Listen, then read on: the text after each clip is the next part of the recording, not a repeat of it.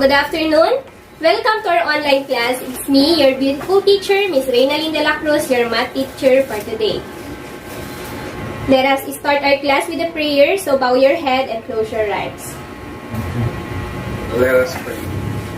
Dear God, may we through your blessings add purity to the world, subtract evil from our lives, multiply the goodness of your Son, and divide your gifts and share with others. Amen. Okay. So, reminder, did you answer already in our attendance? Yes or no? Yes po. Yes po. Yes, ma'am. Okay, so very good. So, before we start our discussion, let me remind you first about our netiquette. So, our first netiquette, find a quiet and comfortable place to work. Second, show up on time. Number 3, mute your microphone unless you are called. Number 4, when speaking, say your name first so everyone in the room knows who is talking. Number 5, wear appropriate clothing. Number 6, turn on your video. 7, refrain from eating. 8, come prepared to learn. 9, if you have questions, use the raise your hand button or type your question in the chat. And lastly, be respectful and participate. Do you have any questions Wala with po. our netiquette? No. Wala po. Okay, so if none, just go to givekick.com, then join the class, then enter the code 94174. To play this game, just click your answer in every question. Click continue to proceed in the next question. Continue answering the questions until the time stops. This is a 1-minute game, so answer as fast as you can. So the one who will accumulate the highest money will be the winner. Okay, so we already have 20 players, so we will start the game.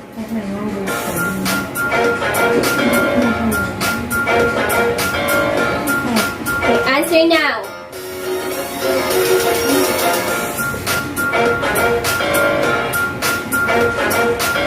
Abigail takes the lead.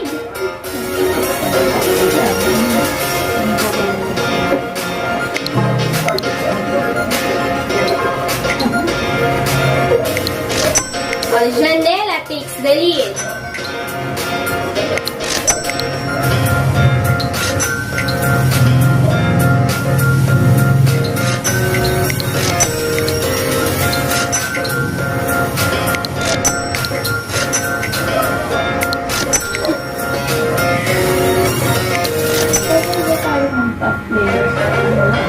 JV takes the lead.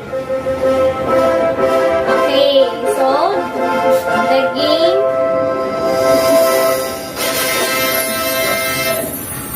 wow. Okay, so Mario takes the first place, second is JB, then third is Leanne. Let us give a round of applause to the winners. Okay, so did you enjoy our game? Yes, ma'am. Okay. Yes po. So if yes, we will have another game. So this is called the spinning wheel. Okay, so as you can see here, you have here your names. And then we have here a wheel. So, I will call a student to answer my question. So if he or she will give the correct answer to the question, he or she will receive a 50 peso load that he or she can use for his or her online classes. Do you understand? Yes. Okay, so let us start to spin the wheel.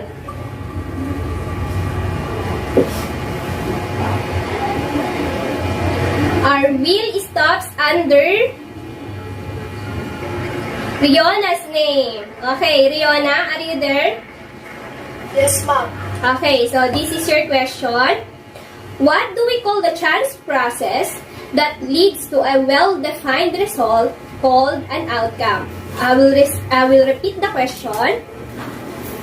What do we call the chance process that leads to a well-defined result called an outcome? Experiment. Okay. Your answer is correct. Okay, so you are a lucky student to receive a 50 peso load after this class. Okay. So let us remove Riona and start to spin the wheel again. And the wheel stops under Crystal's name. Okay, Crystal. Crystal? Are you there? Crystal? Ma'am? Okay. So, Crystal, this is your question.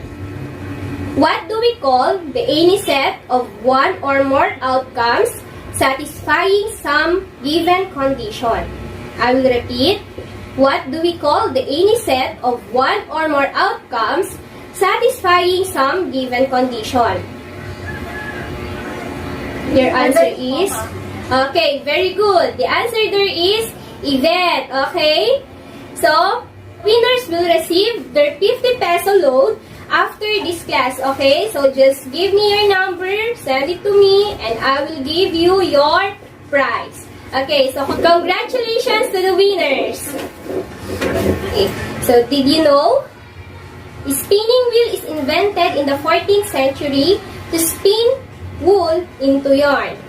The great wheel was also known as the walking wheel as it was operated while standing. Okay, I have a question for you. What was your experience about the past activity? Mario, what was your experience about the past activity? Hello, ma'am. Mario speaking. Personally, ma'am, it was dispensing. There was no assurance whether I would be called or I would not be called. And that mere fact, always kept me attentive because at any given point, I have to answer a question. Okay, yes. Thank you for your wonderful answer, Mario. Okay, Riona, did you expect that your name was one being selected? Yes, I expected that my name was being selected. And did you think that your name had the chance to be selected by the wheel? Yes. I think that my name had the chance to be selected with me. Okay. So how about you, Janiela?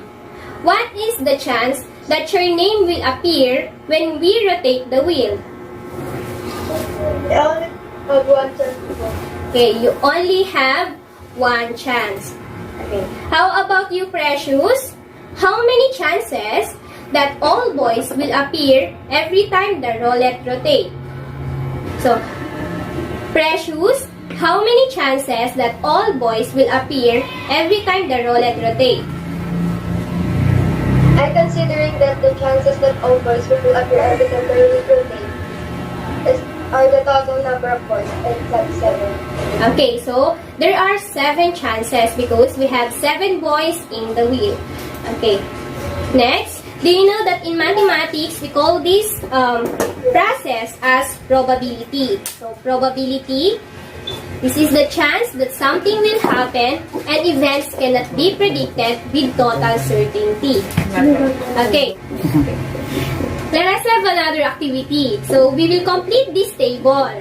So, the table consists of experiment, sample space, event, and probability. So, given the experiment, give the sample space, event, and its probability. Understand? Opo, ma'am. Yes. Okay, so let's start. Given the experiment tossing a coin, what is its sample space? Crystal? Head and tail po, ma'am. Okay, so we have head, tail. So will you write an answer and show it to the class? Crystal? Okay. So will you read your answer, Crystal?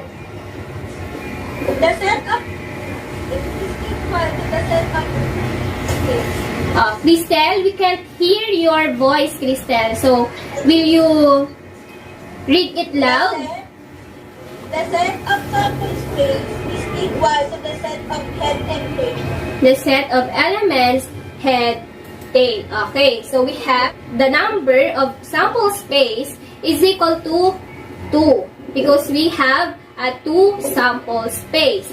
How about its event? So, what is the event in getting ahead? So, will you give your answer, Gian? H2, ma'am. So, we have 1H. So, will you write your answer and show it to the class? Will you read your answer? The set of event is equal to the set of element is equal to head 1. Okay, so we have the number of event is equal to 1. Okay, so do you know how to get the probability of this event? No. No. No. So you will know how to get the probability of this event as we go on our discussion. So how about the probability, the event of this condition? So getting ahead and tail. Gian, will you give again your answer? Zero po. Gian? Ha? 0 po. 0. The set of event is equal to the set of element is equal to 6. Okay, so we have next. What is the sample space of the experiment rolling a die? Aggregate species. Answer? 1, 2, 3, 4, 5, and Okay, so you have 1, 2, 3, 4, 5, and 6. So will you write your answer and show it to the class?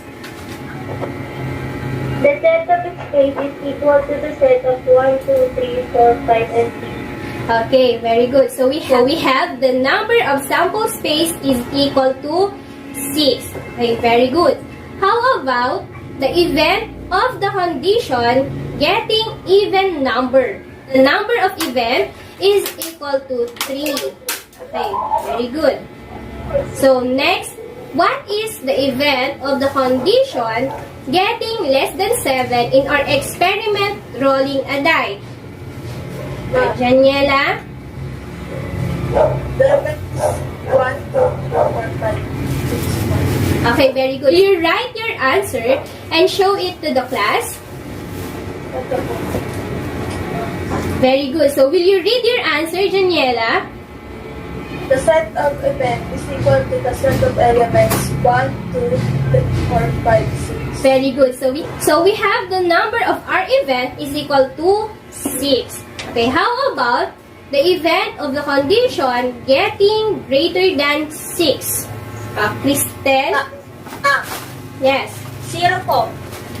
0. Okay, so will you write your answer and show it to the class? Ma'am. Okay, so will you read your answer? The set of event is equal to the set of element is equal to 0. So we have the set of event is equal to empty set. Okay? Okay, so the next experiment is tossing a coin and die. So what is the sample space of this experiment, Riona? Will you write your answer and show it to the class, Riona? Yes po, ma'am.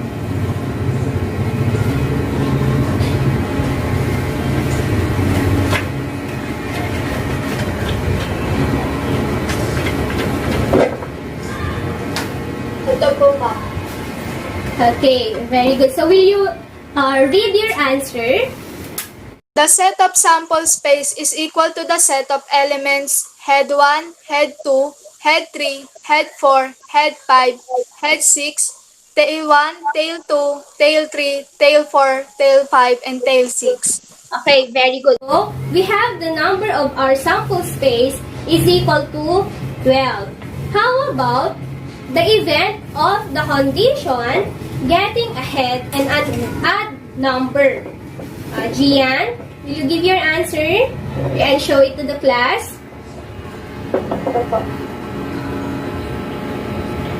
Will you read your answer?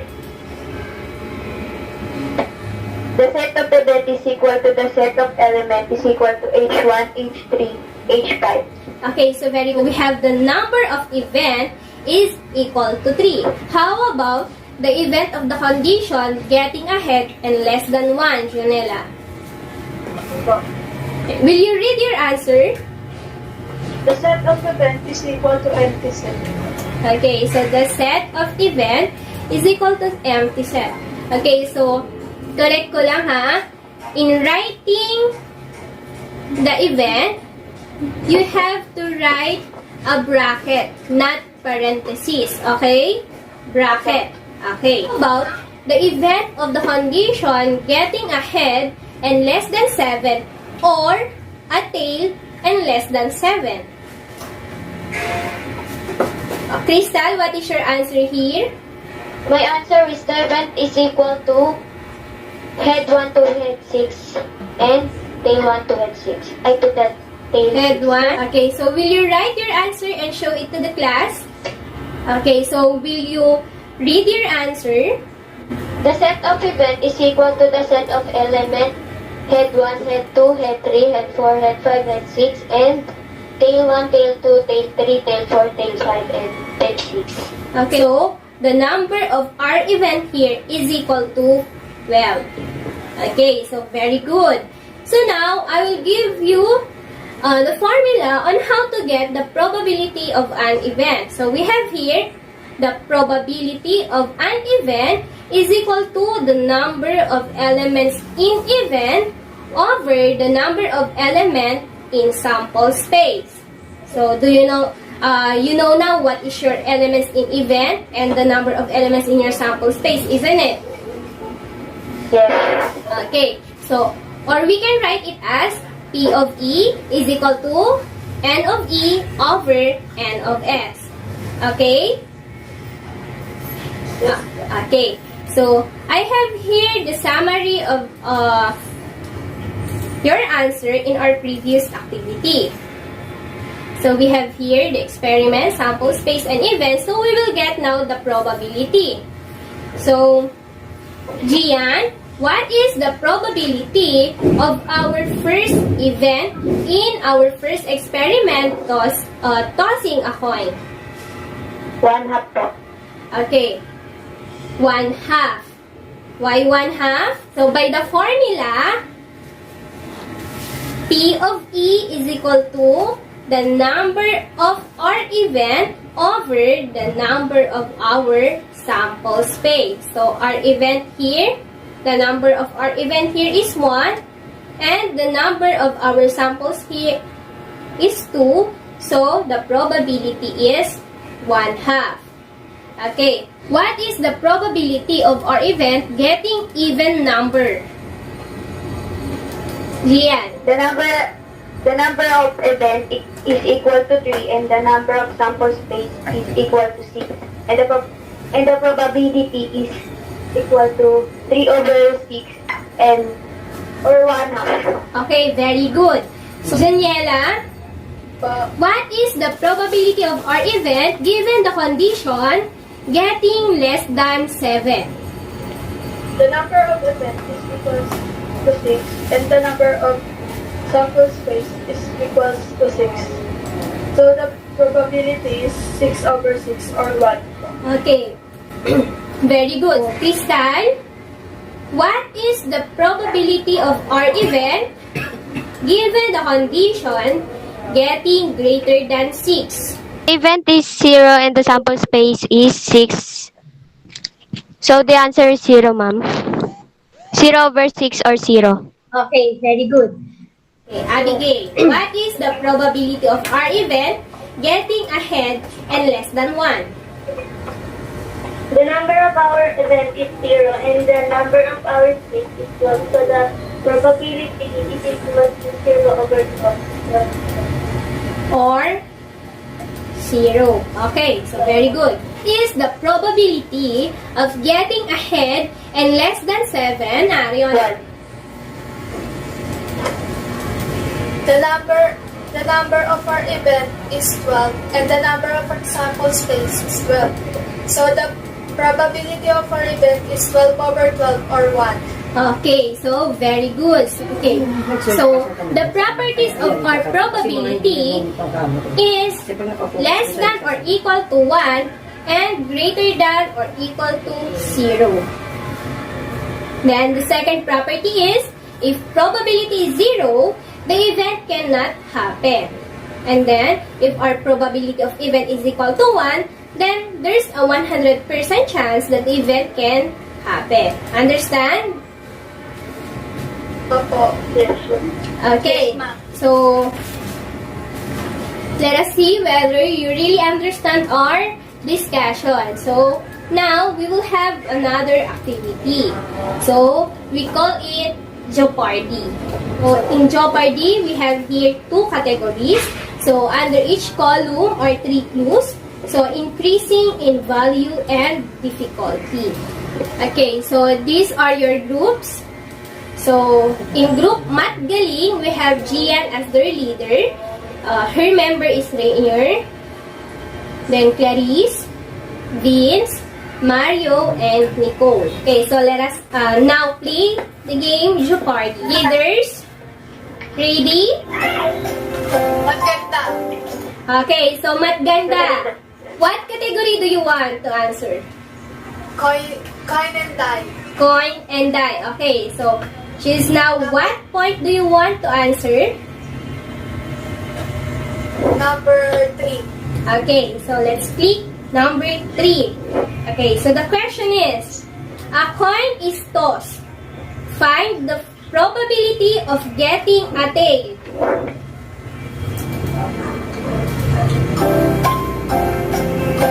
One half. Okay, so let's see whether your answer is correct. Okay, very good. The answer is 1/2. Okay. Okay, so since Matsaya, Matalino, and Mathusay participated in our activity, so I will give them 5 points. Is it okay with you, Matganda and Matgaling? Yes or no? Opo, ma'am.